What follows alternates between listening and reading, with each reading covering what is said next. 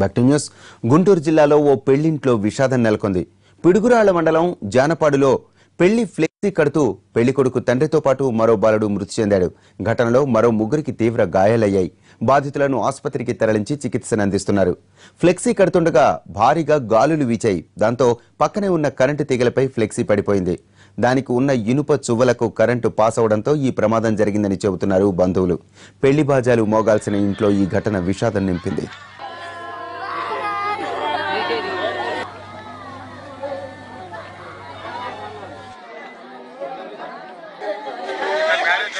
ఉదయం మార్నింగ్ 9కి గాలి వాన వచ్చింది.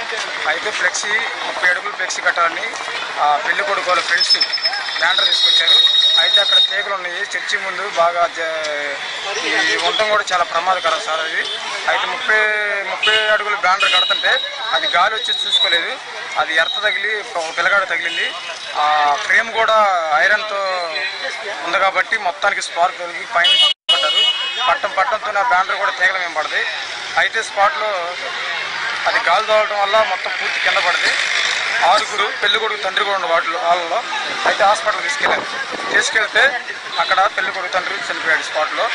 పెళ్లి కొడుకుల నాన్న వాళ్ళ తాత మనవడు అయితే పిల్లగాడు. ఆ అబ్బాయి పేరు ఆకాష్, పెళ్లి కొడుకు తండ్రి పేరు ఇస్రాయిలు.